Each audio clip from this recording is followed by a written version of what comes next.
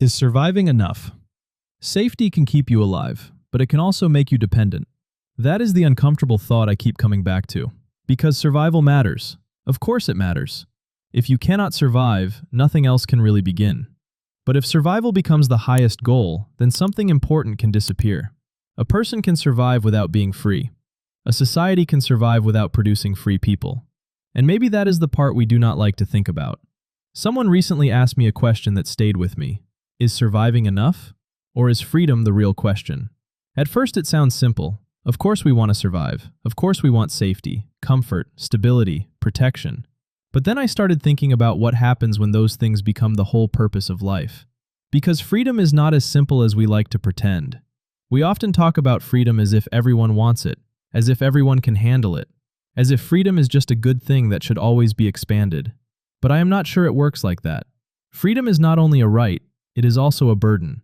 It requires judgment, responsibility, discipline, self-control, and the ability to make decisions and then live with what follows. Without those things, freedom can stop feeling like liberation. It can become pressure. It can become exposure. It can become a kind of wilderness. Not the wilderness animals live in, a human version of it. A place where nobody is constantly stepping in to protect you. Nobody is softening every mistake. Nobody is arranging the world so that consequences never reach you.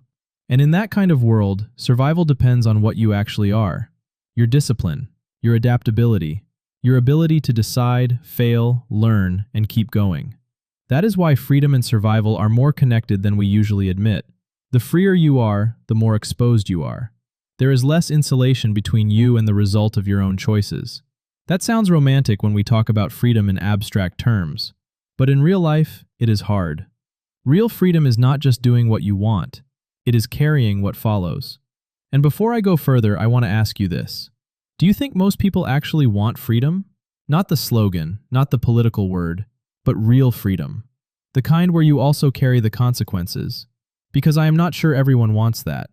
I think many people want safety, comfort, and permission while still calling it freedom. And maybe that is where the confusion begins. So maybe the real question is not whether freedom is desirable. Of course it is desirable. The real question is whether we are prepared for what freedom actually demands. And this leads to something bigger. Can true freedom exist inside a system built on laws, rules, and regulation? Because laws exist to limit behavior, even when they are good laws, even when they are necessary. They do not operate only on trust. They operate on enforcement. They assume that some boundaries must be imposed because people cannot always be trusted to carry the consequences of their own choices. And maybe that assumption is not entirely wrong. That is the uncomfortable part.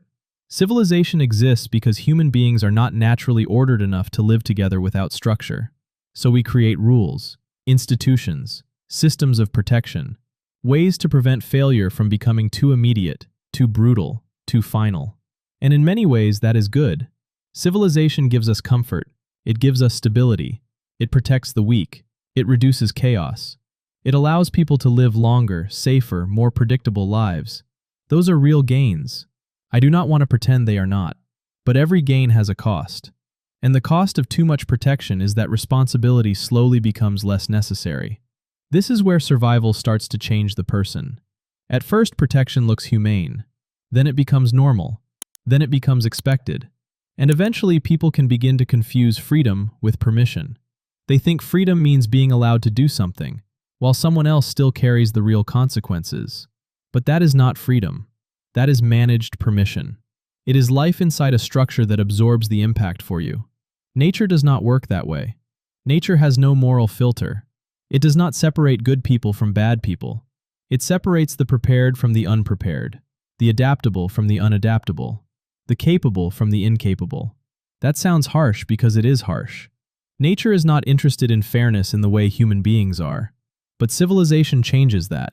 It creates a space where survival is no longer directly tied to personal responsibility. In nature, if you cannot adapt, you suffer quickly. In civilization, the consequences are delayed, distributed, softened, sometimes hidden completely.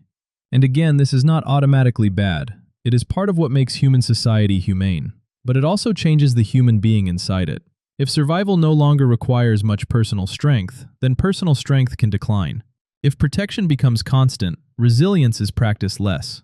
If the system always intervenes, the individual may slowly lose the ability to stand without it. And that is the real tension. Civilization gives us comfort, stability, longer life, less chaos, and more protection. But what does it take away? Maybe courage, maybe self-reliance, maybe responsibility, maybe the ability to live without constant mediation. Civilization may not always produce better people. It may simply produce more people who are less required to become better. And I want to be clear, this is not about saying some people are worth more than others. It is not about who deserves rights. It is not about creating a hierarchy of human value. That is not the point. The point is about limits, human limits, the limits of protection, the limits of responsibility, the limits of freedom itself. Freedom is not a reward, it is a weight. And the real question is not who deserves it. The real question is who can carry it when there is no structure left to soften the consequences.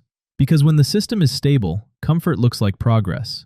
Protection looks humane. Dependency does not look dangerous. It looks normal. It looks civilized. But when conditions deteriorate, the picture changes very quickly. Protection can disappear faster than capability returns. And that matters. Because people who have been insulated from responsibility do not suddenly become resilient when the system fails. Resilience is not created instantly. Discipline is not created instantly. Judgment is not created instantly. Self-reliance is not created instantly. These things have to be practiced before they are needed. If a society removes the need for them for too long, it should not be surprised when they are missing in a crisis. That is the danger. Not that civilization protects people. Protection is necessary. The danger is when protection becomes so complete that people forget what they are being protected from. They forget that survival still depends on something. They forget that freedom still demands something. They forget that comfort is not the same as strength. And maybe that is why the original question matters so much. Is surviving enough? If survival means only staying alive, then maybe no. Because a life can be extended and still be diminished. A person can be safe and still be dependent. A society can be stable and still produce people who are less free, less capable, and less responsible.